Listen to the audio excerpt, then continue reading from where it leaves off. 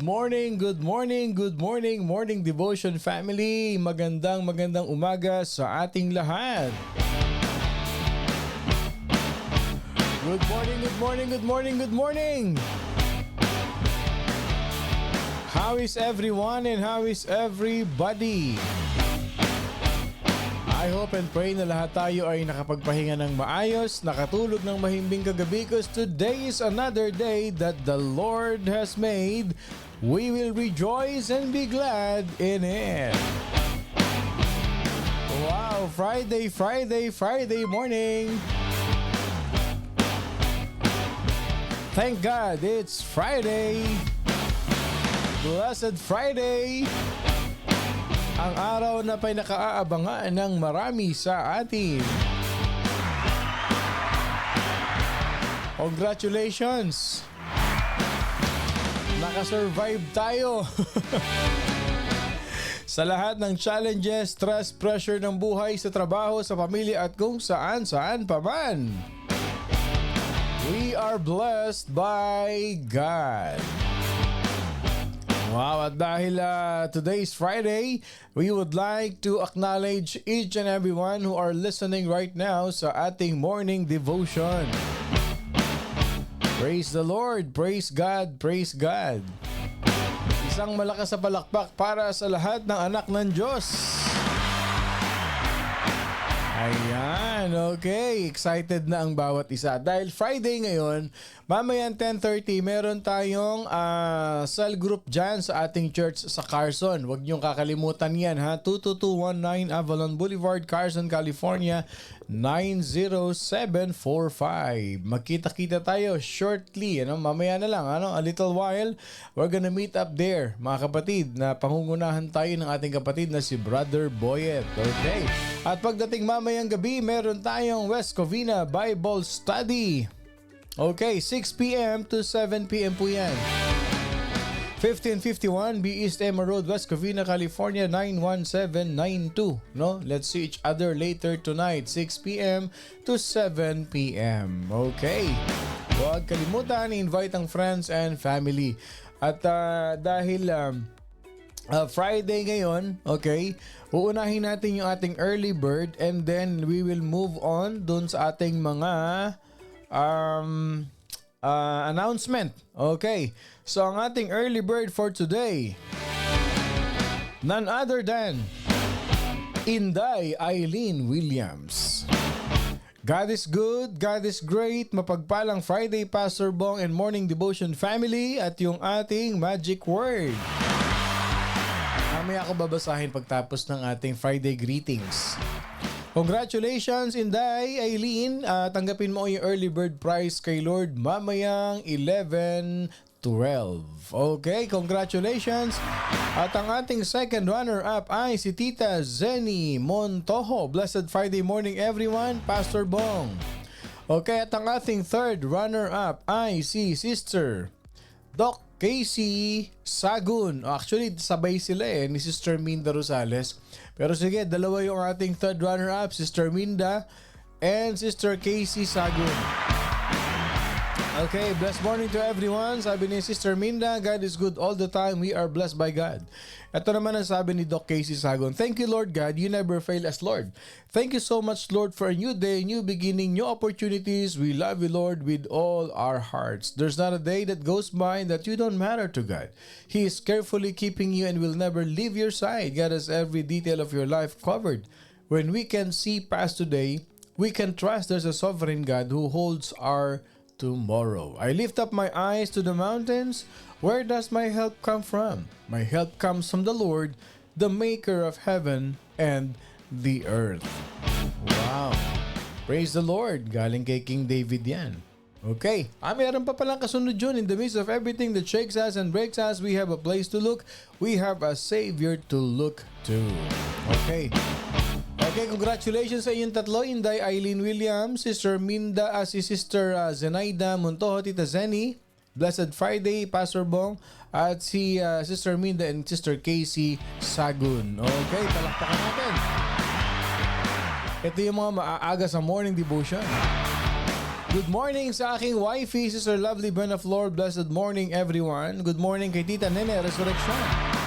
Sister Irma David Delphine at kay Brother Ray Chavez. Good morning, kapatid.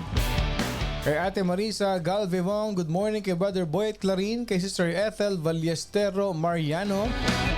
Thy word is a lamp unto my feet and a light unto my path. Blessed Friday morning. Continue to share our morning devotion, mga kapatid. But today we're gonna learn a very powerful lesson once again, continuing our series in our life principles. Good morning kay Kuya Botong Danilo Montojo. Good morning kay Doc Olin De Castro Reyes. Good morning, Doc. Kay Ma'am Sally Kunanan Dumigpe. Sister Juliet Cruz Badilla, kay Tito June Carlos Teves, good morning. Kay Sister Liza Reyes, good morning. Kay Sister Faye Miranda, good and blessed Friday morning, MDF and church family. Galing kay Kuya Boyet, na nag-celebrate na kanyang birthday. Ayan, birthday niya kahapon, yung poging-poging yan. Okay, good morning kay Sister Kat Castro Amores at kay Brother Onin, kay Anika at saka kay Andre. Good morning sa inyong family. Good morning din or good evening kay Sister Catherine Kakapit. Magandang umaga kay Nanay Marina Reyes. Good morning, Nanay. Good morning kay Sister Elma Florendo. Pastor, good morning. Blessed morning, Pastor and everyone. Okay, good morning kay Sister Ophel. Good morning, Ate Ophel. Magandang umaga sa iyo. Kaya sabi ni Tito John, so excited to be in the church this morning to learn the Word of God. Good morning din kay Tita Dory Manahan, kay Sister Helen ko, Helen mo, Helen nating lahat. Ayan. Good morning kay Sister SP Munalwin. Good afternoon dyan sa Spain, Sister SP. Okay, good morning din kay Sister Tita Marilu Ordones Isaac. Good morning kay Nanay Nida. Good morning din kay Brother Tatski. Happy Friday. Every gising is a blessing. A very good morning kay Kuya Edward Nola at kay Ate Gina. Okay, kay Mami Edna, good morning din. Okay. A very good morning kay Tita Sophie Sanchez Teves. Blessed Friday, everyone. Thank you for an answered prayer. My granddaughter is out of the hospital now and she's doing well. Thank you for the prayers. Wow! Good morning din kay Kuya Hill Samson. Nako, hindi na kami nakapag-bike ni Kuya Hill. Good morning kay Sister Carol Richardson. Good morning kay Brother Elmer. Ayan, uwi na. Hindi na kami galit sa'yo. Okay. Good morning din kay Ate Lucrecia Thompson. Good morning kay Tita Thelma Ibuan. Sabi ni Sister SP, salamat sa isang linggong habag at pagpapala ng Panginoong Jesus. Good morning din kay Sister Riza Dionisio Jose at kay paring Michael German. Good morning dyan sa Canada. Good morning din kay Kuya Reynante Oreto. Good morning. Kay Sister Tita Ate Lily Rosario. Good morning. Good morning kay Tita Carol Z. Carol to. Miss ka na namin, Tita Carol. Good morning kay Sister Maria Munesa Kof de Guzman. Good morning, Pastor Bong. Safe travel for my son going back here. Magandang umaga kay Tisay Merol Halili. Good morning. Magandang umaga sa inyo ni Brother Ompong. Okay, good morning kay Kabsat Dongrit. Good morning kay Sister Jackie Barbosa, kay Sister Lilia Fran Capri. Ayan.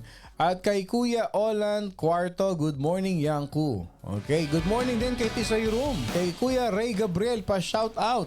Kay Kuya Sunny Clarin, good morning. Good morning. Pa-shout out po ang buong Morning Devotion family, sabi ni Kuya Ray. Ayan, at good morning kay Sister Shirley Nomo Rosa. Good morning, MD family. Good morning, Mami Edna. At sabi ng ating early bird kanina, mahal na mahal kita, Panginoon, kailanman hindi kita ipagpapalit.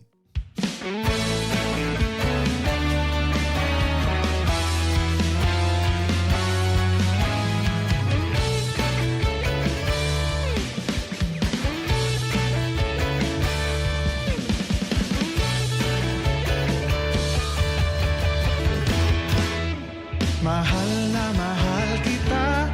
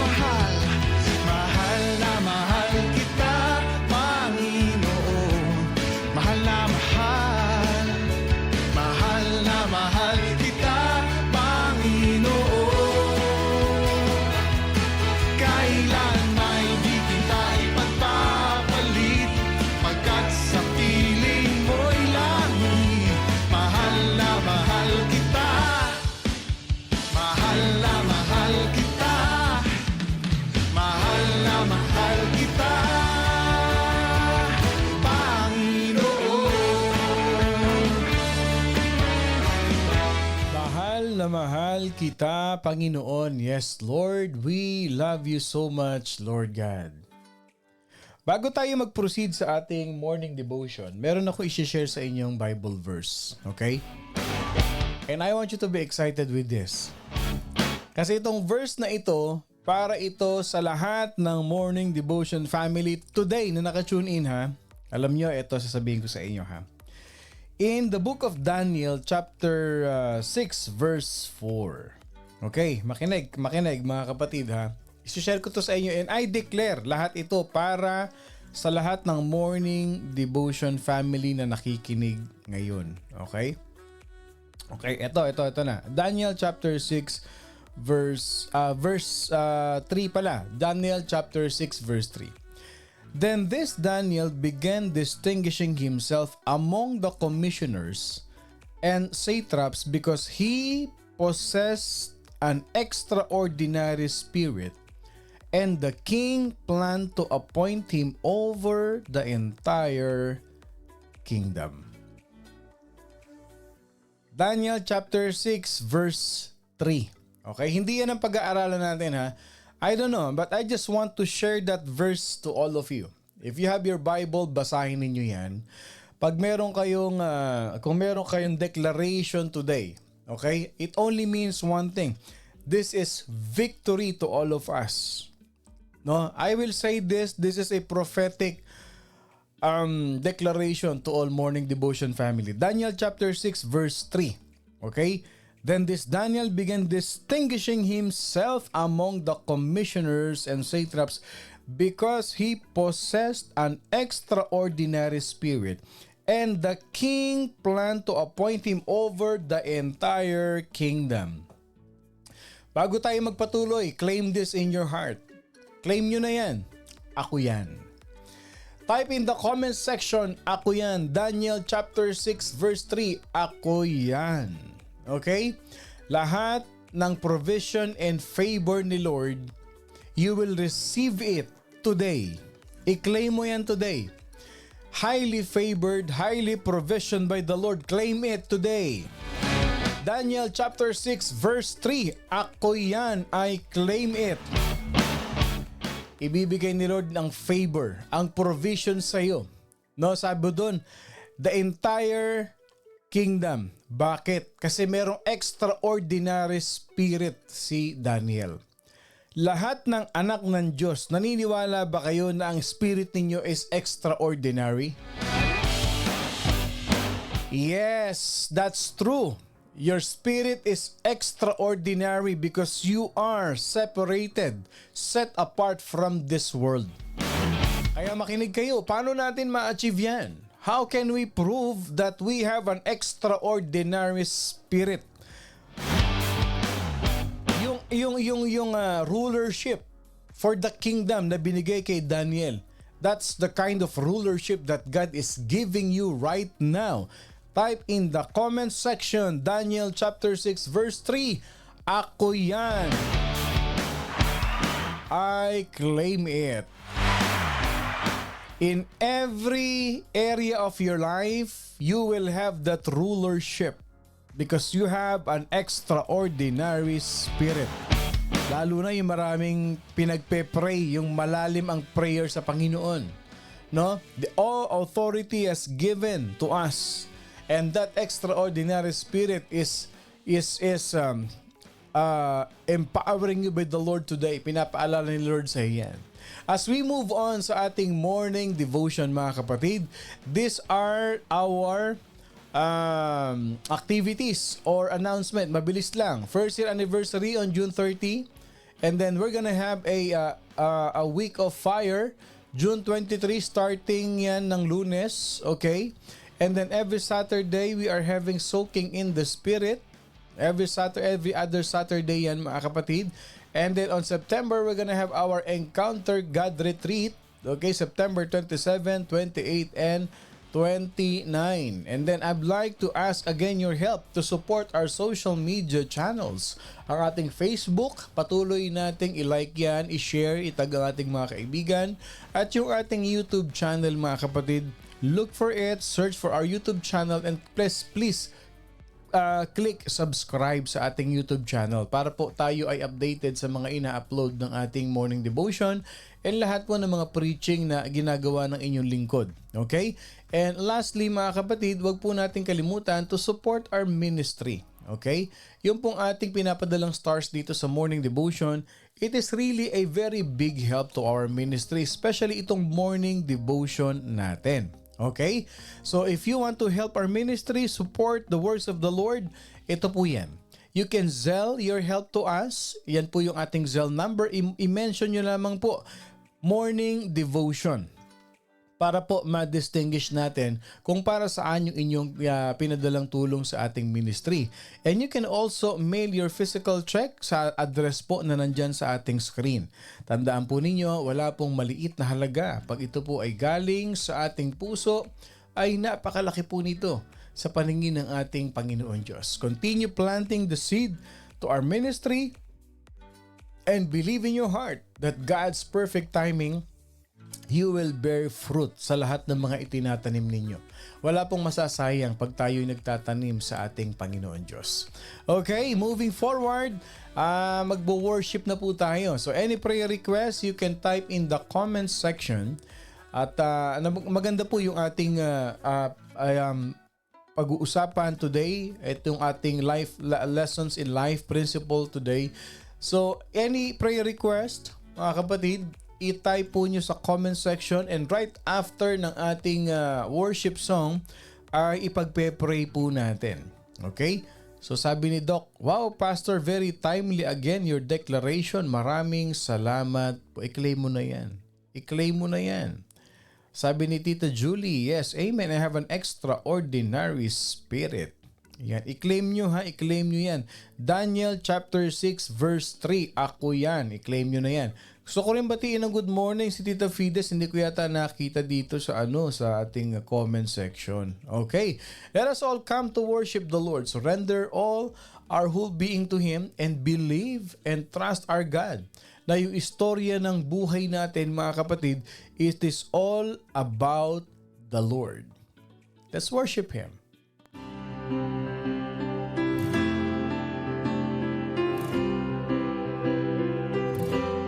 Blessed assurance, Jesus is mine.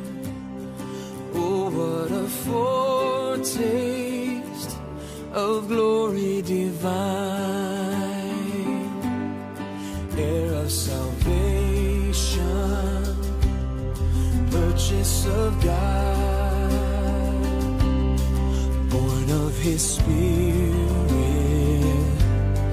washed in His blood. This is my story, this is my song, praising my Savior all the day long.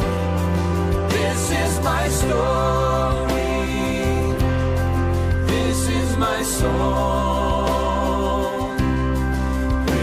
my Savior all the day long.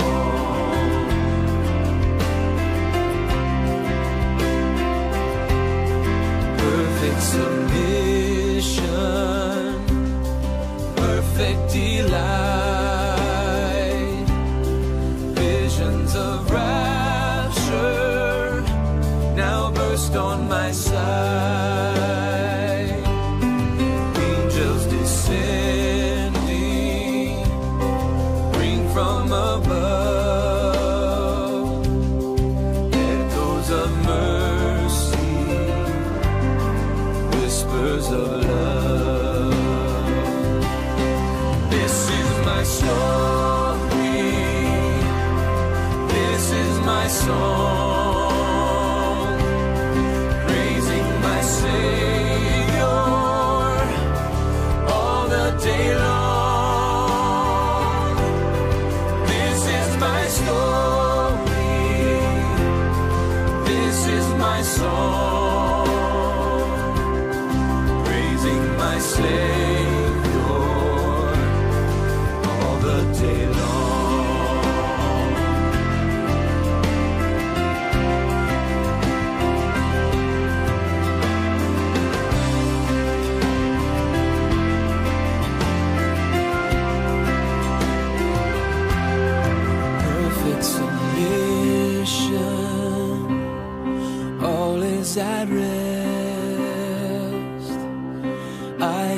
Savior, am happy and blessed, watching and waiting, looking above, filled with His goodness,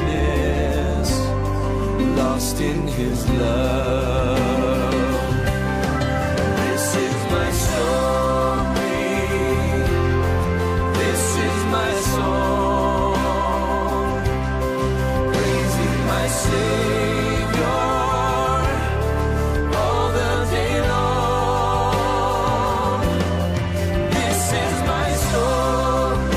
the day long. This is my story, this is my song, praising my Savior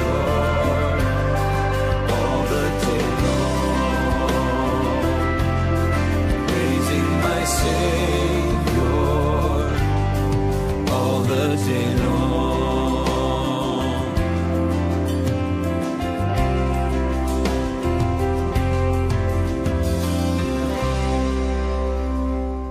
This is my story, this is my song, praising my Savior all the day long. The question for us is this: what is our story? How do we praise the Lord in our life? How do we worship Him in our life every day? Paano nga ba natin wino-worship ang ating Panginoon Diyos? And what is our declaration for today? What is our declaration for today? Simply lang, I live for you, Jesus.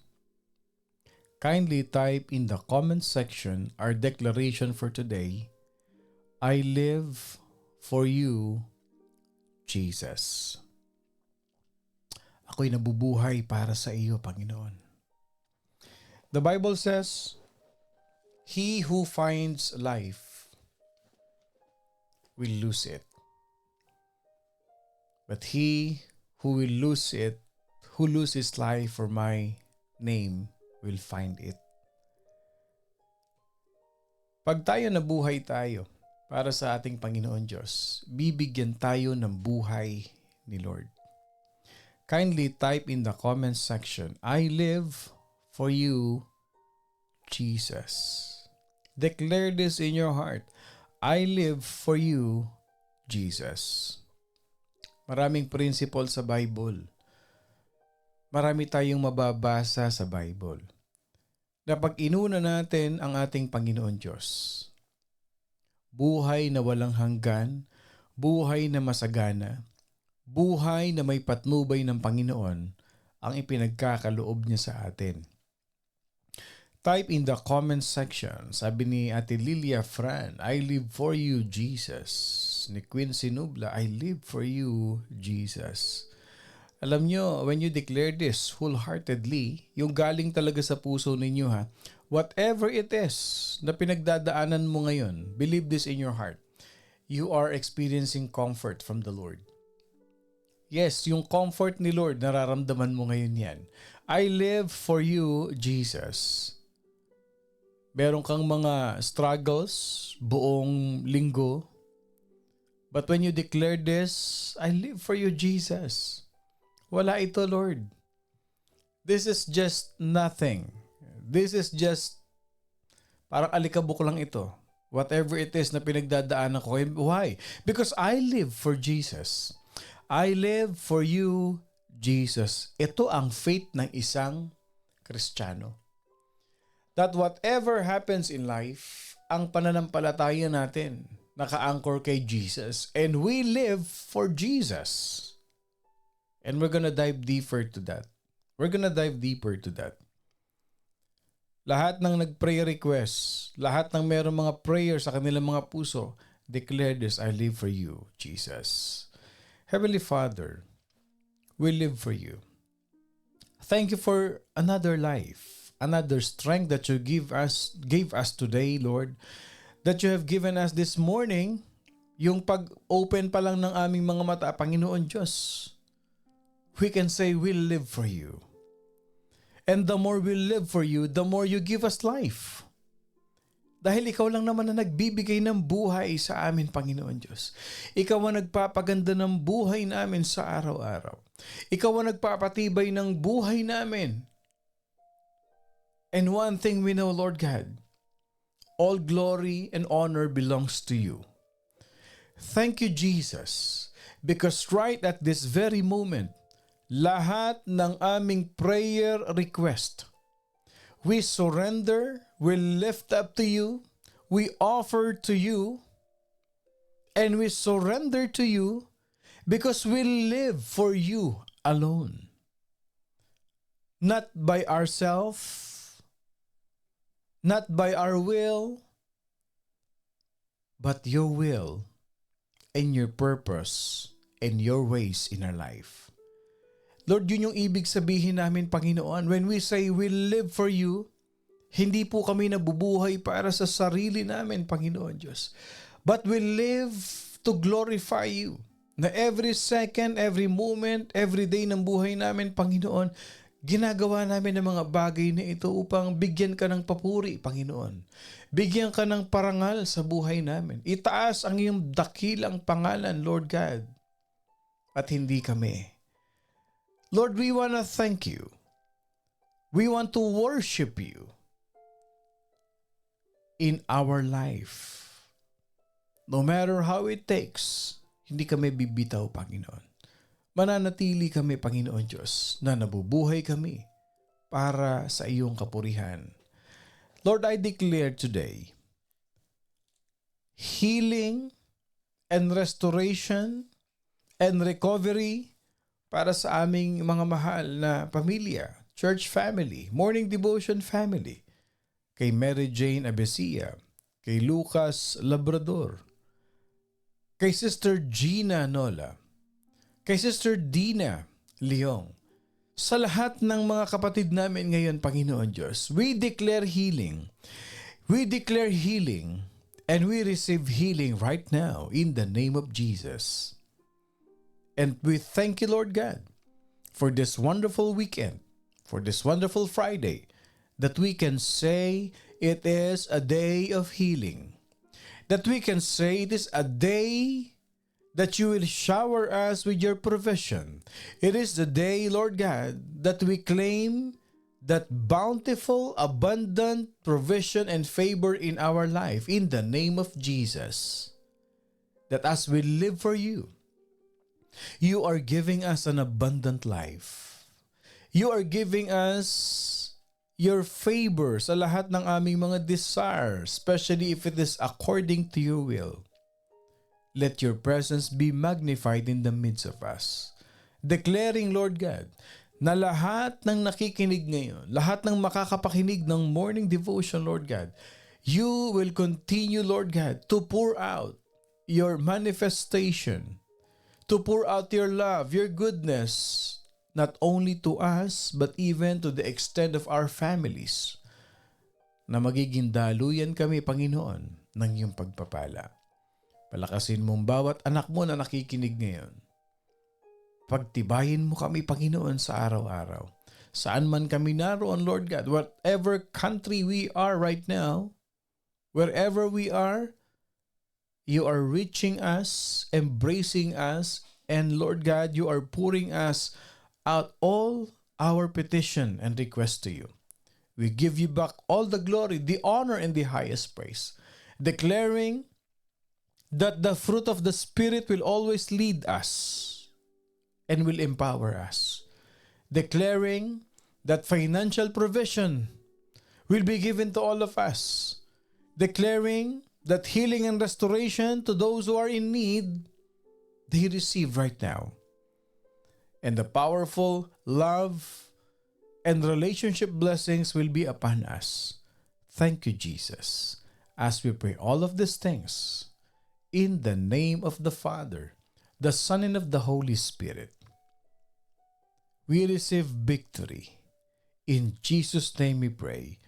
Amen and amen and amen. Magandang umaga po sa inyong lahat. Ako pong muli si Pastor Bong, bumabati ng isang mapagpalang Friday morning sa ating lahat.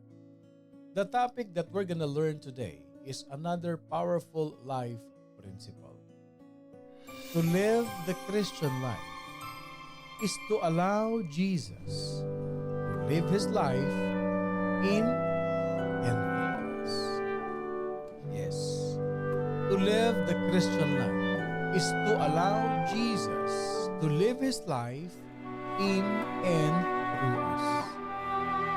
Ang buhay daw po ng isang Kristiyano, ang pamumuhay ng isang tunay na Kristiyano, ay hinahayaan natin ang Panginoon Diyos ay mamuhay sa atin sa pamamagitan natin. Ako, ang ganda nitong pag-uusapan natin. At ano naman ang ating foundational verse dito? Makinig, isulat, screenshot, i-post. No? I want you to meditate this verse with me. Galatians chapter 2 verse 20. Galatians chapter 2 verse 20. I have been crucified with Christ. It is no longer I who live, but Christ lives in me. And the life which I now live in the flesh, I live by faith in the Son of God, who loved me and gave Himself for me. Galatians chapter 2 verse 20. I have been crucified with Christ. It is no longer I who live, but Christ lives in me. And the life which I now live in the flesh, I live by faith in the Son of God, who loved me and gave Himself for me. Medyo, let's dive deeper into this. Ang ganda nito eh. Kanina sabi natin, dineclare natin, we have an extraordinary spirit.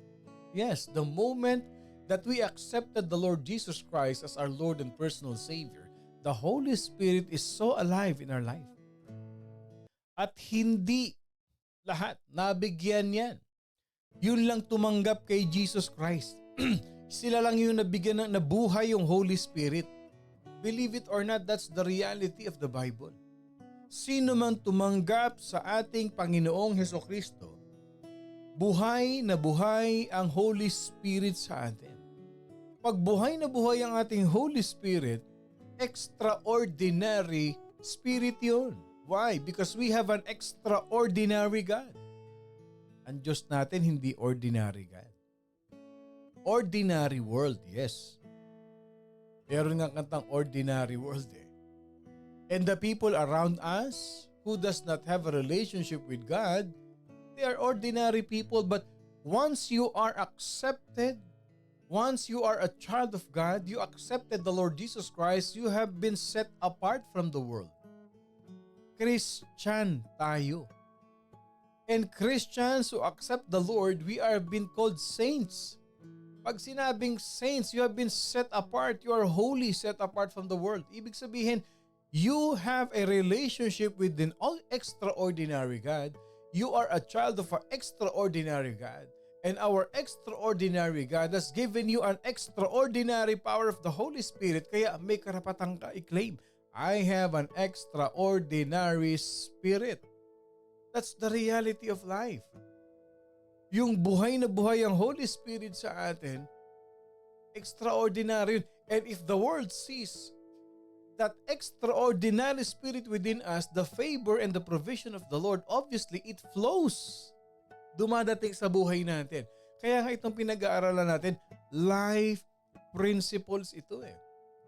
Na kung meron man tayong principle na dapat sundan sa buhay natin, meron man tayong principle na dapat nating lakaran sa buhay natin, there is nothing more than what the Bible can tell us, can show us, can guide us. Life principle. And if our principle is based on the Bible, in the Bible, hindi tayo magkakamali, mga kapatid. Because we have an extraordinary spirit that is always guiding us. Many Christians today, no, they seem to be contented to live what they think is an acceptable Christian life. Maraming ganoon eh. palalimin natin ng konti ito. Sabi ng Galatians 2:20, I have been crucified with Christ. It is no longer I who live, but Christ lives in me. If Christ is living in us, obviously, the extraordinary God that is in us can be seen by ordinary people na meron tayong something. Kaya nga yung life principle natin to live the Christian life is to allow Jesus to live His life in and through us. Okay, balikan natin yun eh. Maraming Kristiyano, kontento na sila sa pamumuhay na okay na to bilang Christian. Okay na to, ginagawa ko naman ito. And for some, nagsisimba naman ako tuwing linggo eh. They see me there, I give my offering, that's enough. That they believe that if they go to church and then they read their Bible occasionally, kung kailan lang maisip na basahin ng Bible, pag napaalalahanan lang ni pastor sa pulpito, pag umaten ng Sunday na basahin ang Bible. Hindi ba ninyo napapansin? Ako bilang pastor, every day na ginawa ng Panginoon, I always encourage all morning devotion family to read your Bible. Kaya nga tayo gumawa ng 66 books of the Bible series para magkaroon tayo ng appetite for us to be encouraged to read the Bible. But many people, many Christians, they believe that okay na yon basta nagsisimba ako. Sometimes I read my Bible. Sometimes nagpe-pray din ako. It's okay with God. I will be all right with God. Take note of the word, occasionally they read the Bible. Hindi regularly o walang devotion, walang quiet time kay Lord. Ang prayer life, pagka may bagyo lang. Ang prayer life, pagka gusto lang. Ang prayer life kapag ka trip lang. Occasionally, they may be inspired to go above, to go beyond with their normal routine. Tama yun. Minsan, nasa church tayo. We volunteer to serve others as what? As an usher, a member of a church committee, or even to go on a short mission trip. No? Though we go, I've learned that. I've experienced that. Na okay, dati nagtutupi lang ako ng mga silya. And then I want to go beyond that. Nag-join ako ng worship team. And then I go beyond that. Kumbaga dinadagdagan ko yung aking responsibilidad sa church. Though we go through the motions of being a good Christian, but somehow at some point in your life, you will not enjoy the power, the peace, and the joy that should come with the abundant life na pinrami sa atin ni Jesus Christ. Akala ko yun na yun. Akala ko I spend extra time in the church. Akala ko yun na yun eh. Pero there is something beyond that. Makinig tayong lahat. Okay? Ito para sa atin to na mga tumanggap na kay Lord. At para sa mga nakikinig pa sa atin ngayon na hindi pa natin tinatanggap o hindi pa natin talaga alam ano ba ang Christian life. And for us who already have a relationship with God, what is really the truth about living a Christian life? Kasi malalim ito eh. Is to allow Christ to live in us and through us. Tingnan ninyo ha. Bakit sinabi dito na John 10:10? Bakit sinabi ng John 10:10? The thief does not come except to steal, to kill, and to destroy. Ano sabi ni Jesus Christ? I have come that they may have life and that they may have it more abundantly. But eventually, the counterfeit Christian life o yung sabihin na natin hindi talaga genuine na pamumuhay bilang Kristiyano. They are the ones who are living when their life becomes a burden and does not comfort them at all when the storms of life, the adversities of life comes into their life. Diyan mo makikita ang tunay na Kristiyano. Nandyan ang genuine Christian. Diyan mo makikita. Diyan mo madidistinguish ang counterfeit Christian life at saka isang genuine Christian life. Ano yon? Yung tibay ng faith. if you allow Jesus to live in you, if you allow Jesus to live through you, whatever adversities, no one can turn you away from God. Diyan mo makikita yung counterfeit Christian life compared to a genuine Christian life. Ang isang matured na Kristiyano, ang isang tunay na Kristiyano, whatever happens, no one can set me apart in serving the Lord. No one can take that fire away from me serving my God. Nakukuha nyo? Sometimes we see people, they are so active in the church. We do a lot of things in the church. But when adversity comes in life, makikita mo slowly, parang yan sa mga note ng music, nagdi-diminish. Yung complete form ng chords, pag nag-diminish, nababawasan na. Nawawala. The question is this: where do we stand? Let's be honest. Where do we stand? How deep is our faith in God? Ano bang tinuturo ko sa morning devotion? Simple lang, to go deeper to the knowledge and truth of our Lord Jesus Christ. Kasi pag malalim ang pananampalataya mo, ang relasyon mo sa Panginoon, walang makapipigil sa iyo. Why? The truth is this: you were not created to become a stumbling Christian. God does not call you. God does not call any believer to a limited Christian life. Anong ibig sabihin ng limited Christian life? Pag sinabing limited Christian life, our Christian being, our Christian life is characterized only by our works, by our rituals. Yan ang limited Christian life. Na pagka nagsiserve, may ginagawa, Christian. Pero pagka nasanggi mo na, may nangyari na, pag hindi na gusto, hindi na ako Christian.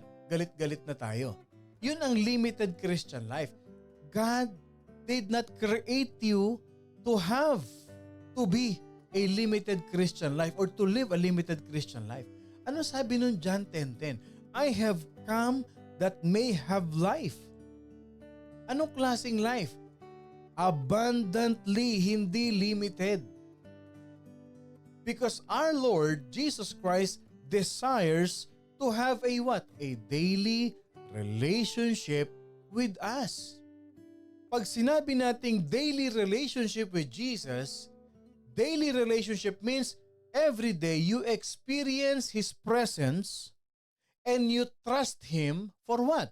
For wisdom, for courage, and for strength in all situations. Yan ang daily relationship kay Jesus Christ. That's how a genuine Christian life should be.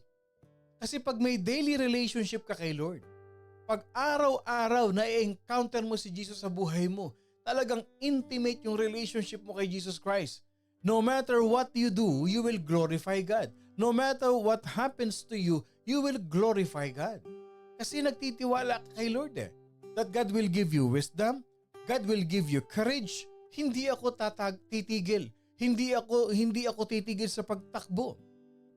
I will continue serving God no matter what happens because Jesus will give me strength in all my situations in life.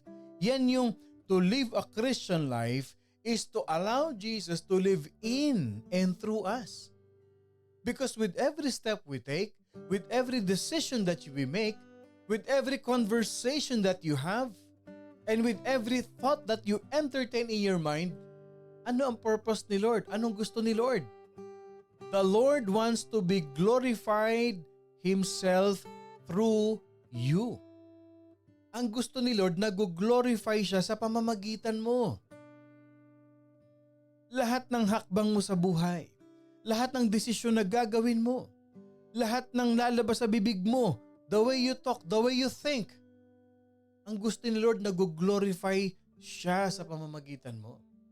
So ibig sabihin, kung iba ang ginagawa natin, yung every step natin, tayo na susunod. Yung desisyon natin sa buhay, emotion ang nasusunod. o yung payo ng ibang tao na susunod. Sa pagsasalita natin, hindi na i-edify si Lord. How do you think God will feel? Are you glorifying the Lord or you are edifying yourself?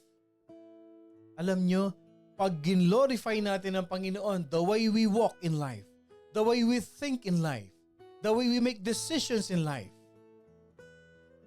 the way we speak in life, pag nag-glorify si Lord, ang gusto niya kasi ganito eh. Whenever we glorify the Lord, His desire in our life should shine.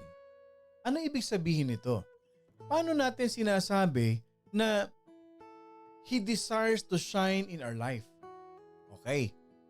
Ito ang nagsashine sa atin. Pag nag-glorify natin si Lord, nagsashine yung love, yung joy, yung peace, yung patience, yung kindness, yung goodness, yung faithfulness, yung gentleness, yung self-control. That is the desire of the Lord to shine in our life.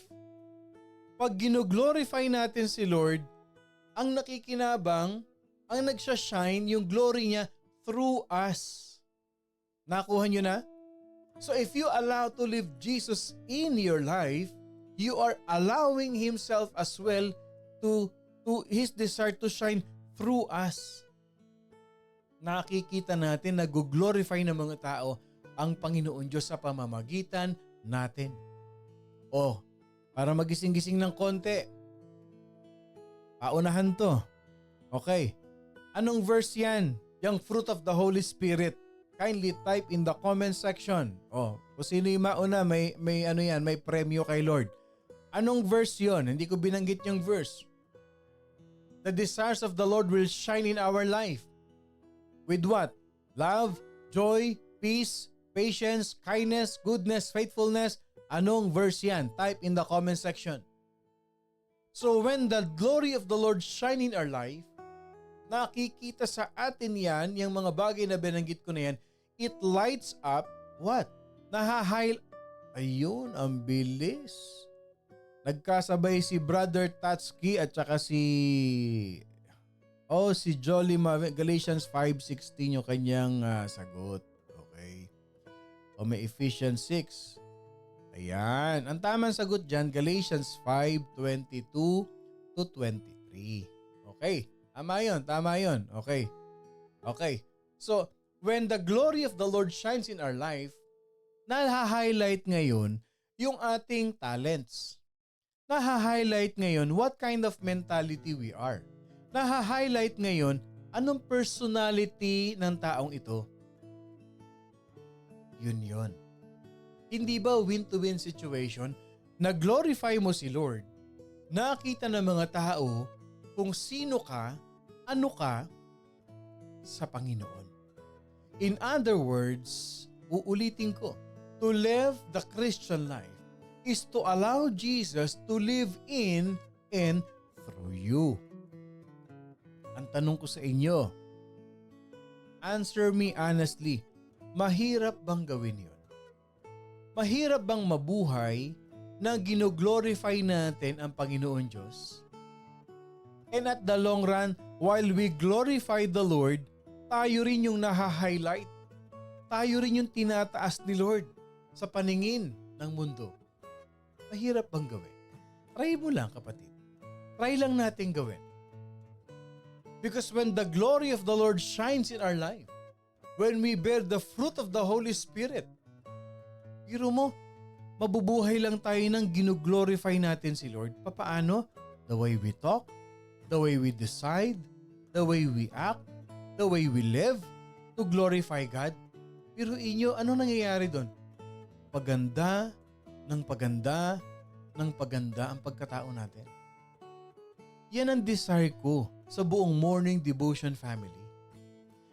Yan. Alam mo, dati kilala ko yan eh. Sino? Si Sister Ethel Llanera. Oo, dati. Pero alam mo, mula nung nakikinig yan ng morning devotion, may pinapakinggan yan na morning devotion. nakita ko yung transformation sa kanya.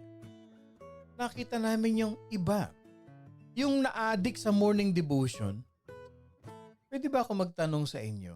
Nakaka-addict ba yung morning devotion natin? Please be honest lang. No, kahit ano lang. Sabi ni Casey, try lang natin. Wala naman po mawawala. Nakaka-addict ba? Yung hinahanap-hanap na ba natin yung morning devotion every morning? Kasi the more na nakikinig tayo ng morning devotion, sabi nga nila, may narinig ako isang kapatid natin. Sabi, alam mo pastor, sina-charge ko yung cellphone ko na kasi baka malobat ako eh.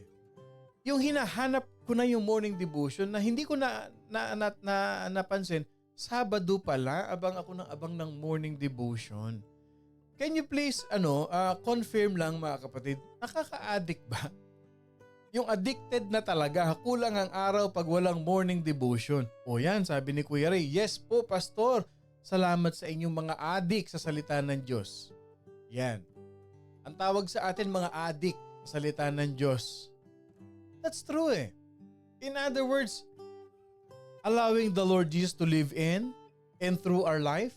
Kaya nga sabi ni Paul, yung binasa natin kaninang Galatians 2:20, I have been crucified with Christ. It is no longer I who live, but Christ lives in me.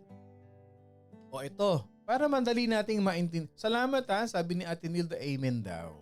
Sabi ni Tita Thelma, yes of course. Hindi kumpleto kapag walang morning devotion. Automatic na po yung mata before 8 a.m. Salamat sa inyo ha. Ayan, makita ko lang yung mga ganyan talagang sabi nga nung isang kapatid, alam mo pastor, tamang-tama sa akin yung morning devotion. Talagang nagising ako pastor. And it helps me. My morning is not complete without morning Salamat, Sister Jackie. Alam nyo, yan ang salita ng Panginoon Diyos.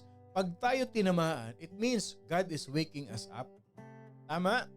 Ginigising tayo ni Lord. O ito na.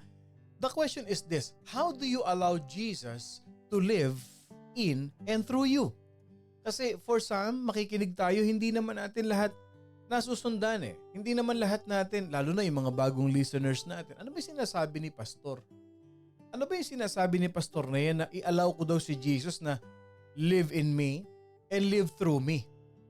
Okay, so may tanong, how do I allow Jesus to live in and through me? At may tanong pa siguro sa atin, okay? Naka-ready na ang headset kasi nasa work. Salamat po. Not complete without morning devotion. Salamat.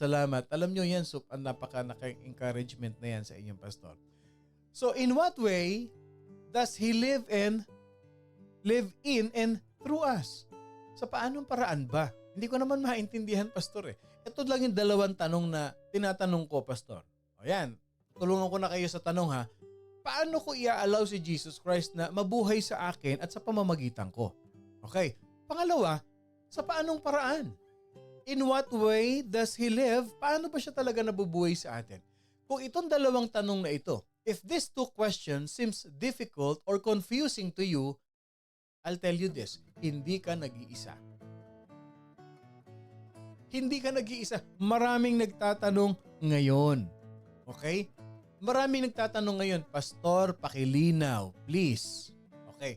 Many people never realize how powerfully Christ could demonstrate His life through us. Ibang kumilos ang Panginoon. Makapangyarihan ang Panginoon natin. And He can demonstrate His power through us. And people never realize that. Hindi nila alam yun. Because many people, they believe that the key, ang susi daw, to live the Christian life starts with what? Righteous acts. No. It does not start with righteous acts. Alam nyo kung saan nag-uumpisa? Yung tunay na buhay na pamumuhay bilang Kristiyano, it really begins with a deep, intimate relationship with Jesus. Doon yung nag-uumpisa. To live a Christian life, it starts with a deep intimate relationship with Jesus. Kaya kung wala kang intimate relationship with Jesus Christ, ang paninindigan mo, ang paniniwala mo, what you believe is, if I do a righteous act, a righteous thing, that's enough. No, no, no. So therefore, the answer to that first question is, yan yun. Yan yun. How do you allow Jesus to do this? How do you allow Jesus? You must realize the answer comes by working on your relationship with Christ. Itama mo muna yung relationship mo kay Jesus Christ. Kasi pag hindi tama ang relationship mo kay Jesus Christ, ibig sabihin, hindi mo siya kilala. Pag hindi mo siya kilala, you will not trust Him. And as a result, you don't know God, you don't know Jesus, you don't trust Jesus, you don't obey Jesus. Anong tawag doon? Mali ang relationship ninyo. And how will you deepen your relationship with Jesus Christ? You do this through Bible study, through intimate prayer, through intimate worship with God, and through intimate fellowship with other believers. For basic yan. For basic yan, lumalalim ka sa Bible study. Lumalalim ka sa prayer. Lumalalim ka sa worship. At yung fellowship mo with other believers, doon na pa-practice yun eh. Doon mo na-exercise yung love ni Jesus Christ na binigay sa iyo. How can you exercise that love kung nag-iisa ka? So ang fellowship is very important with other believers. We encourage one another. Doon lumalalim yung relationship natin kay Jesus Christ. Nananalangin, nagwo-worship, nagbabasa ng Bible, nagde-devotion. Ito pa nga, napakaganda, may morning devotion tayo. You are not only learning about Jesus Christ, but you are also learning to listen to Him. Because why? He will teach you how to love Him. He will teach you how to live for Him. And He will teach you how to walk in His ways. I have been crucified with Christ. It is no longer I, but Christ living in me. Si Christ ba jealous person? Is He a bitter person? Is He a prideful person? Is He an immature person? No. So pag malalim ang relationship mo kay Jesus Christ, Christ-like, kung sino si Jesus Christ, patience, humility, na-adapt mo yon. Kasi tinuturuan ka niya. So number one, how do I allow Christ? Number one, palalimin mo yung relationship mo. Second question. The answer to the second question. In what way does He live in and through us? Sa papaanong paraan na ang Panginoon Diyos nabubuhay sa pamamagitan natin at sa atin? Walang pinagkaiba yan eh. It is as unique as each believer who follows Him. Okay? This is because He has a special purpose for your life. And the most important thing that you can ever do is to simply obey Him. Ang tanong kasi natin ganito eh, sa papaanong paraan ba kikilos ang Panginoon Diyos sa buhay natin? Sa papaanong paraan nagagamitin tayo ng Panginoon Diyos? Yun ang sagot. Wala tayong ibang dapat gawin? Obey. No matter what He tells you to do, you obey. Tandaan nyo ito ha. God will allow situations. God will allow troubles in your life that only He can solve. Bakit? So that He can demonstrate His glory, His power, His love, and His wisdom through you. Simple lang. Ilan dito nga amin na sa haba ng pinagdaanan natin sa buhay, Anumang hirap ang pinagdaanan natin sa buhay. Be honest with me. Kaya natin na-overcome ang pinakamabibigat na problem ng buhay natin is because of Jesus. How many of you will agree with me that the reason why we were able to go through that hard, yung life's hard challenge sa buhay natin, it is all because of Jesus. It is all because of Jesus. Siya lang ang pwedeng makasolve. Inaalaw niya yung kasi sabi niya, ako ang kailangan mo. Ako lang ang makatutulong sa iyo. And I want to demonstrate my glory, my power, my love, my wisdom through you. Now the question for us is this. The big question is this. Is there anything that is distracting you from having an intimate relationship with the Lord? Mayroon bang humahad lang sa iyo para lumalim yung relationship mo kay Lord? Have you failed to trust God's sovereignty? Have you failed to trust the power of God in your life? Are you worried that you are not doing enough to deserve a relationship with Him? Or that you could lose eternal life that He has given you? Then you need to return to the basic truth that your salvation is through faith in Christ and not by works. Church, remember this. There is absolutely nothing that you can do to earn your salvation or to be worthy of your salvation.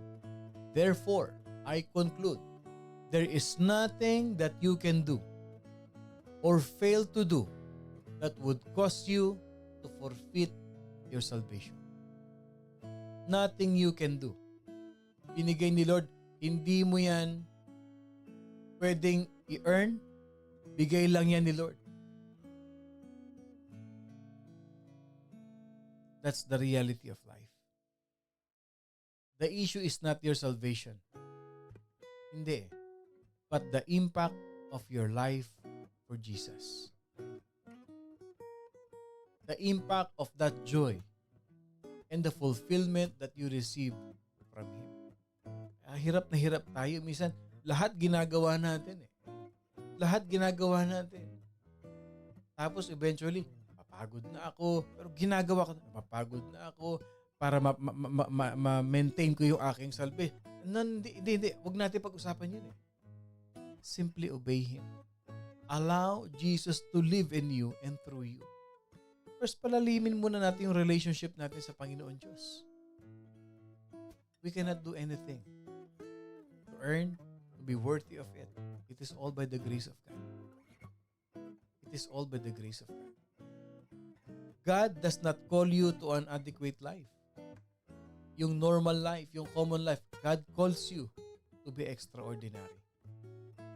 However, for you to experience the life that He planned for you, you must stop being distracted by external issues of life.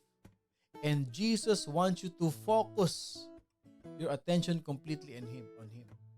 Ang tanong, can you do it? Can you trust Jesus to live His life through you?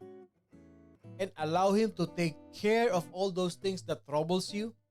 Pwede mo bang gawin, kapatid John? Focus lang kay Jesus. Bahala na si Lord kumilos. Kung ano man yung aking naranasan na experience, binibigay ko na kay Lord. Basta ako, I will stand on my feet. I will serve the Lord. Ang sagot ko, of course you can. You can do it. Because the God who redeemed us, mga kapatid, the Lord who redeems you can teach you how to live for Him. Tinubos ka nga niya sa kamatayan eh. Sa tingin mo, hindi kanya kayang turuan kung paano mabubuhay para sa Kanya? The Savior that you trusted for eternity is more than capable of taking care of all the matters that burdens your life daily, and He wants to shine through you brightly so that others can know Him and be saved. Ibig sabihin, you allow Jesus to live in your life, you live a very powerful testimony. You are a walking Bible. Therefore, You die to your ideas of what the Christian life should be. So you can experience true life with Jesus Christ. Huwag ka na mag-imbento ng kung ano-ano para ipakita na Kristiyano ka. Hindi. Huwag kang mag-imbento. Allow Jesus to live in and through you. Church, many people never realize how powerfully Christ could demonstrate His life through them. Makapangyarihan ng Panginoon Diyos na ipakita ng Lord yung kapangyarihan niya sa pamamagitan natin. Tandaan natin, He has a special purpose for your life. And the most important thing that we can ever do is to simply obey Him. No matter what He tells you to do. Yan ang sagot dun sa dalawang tanong natin. Yan ang sagot sa atin. That is the only way, okay? That way, He will live in and through us. I hope nasagot natin itong mga big questions sa buhay natin on how we really allow Jesus to live in and through us. My prayer is my desire. Lahat na nakapakinig ng message na ito, let this be a wake-up call to us.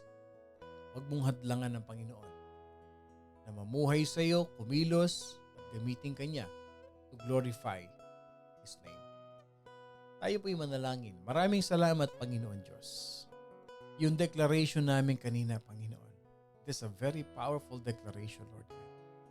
Jesus, I live for you. And because I live for you, we are now, Lord God, allowing ourselves for you to live in us and through us. Gamitin mo kami, Panginoon, to reach people, unite them with the church. Marami pa kaming kaluluwang maabot, masyaran, ma-minister, Panginoon, so that they can experience as well your goodness, your blessing, and your provision.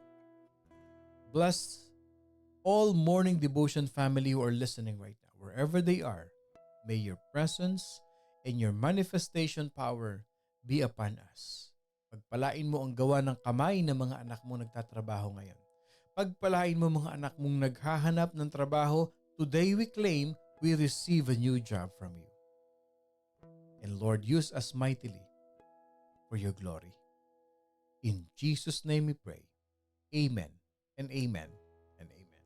Magandang umaga po sa inyong lahat. Ako pong muli si Pastor Bong, bumabati na isang mapagpalang Friday morning sa ating lahat. Laging tatandaan, obedience is the key to allow Jesus to work in and through us. At wag na wag kakalimutan, mga kapatid, we are blessed by God. Ang ganda po ng message natin this coming Sunday. Don't miss to watch it online and please be with us sa ating pong worship service. I love you all with the love of the Lord.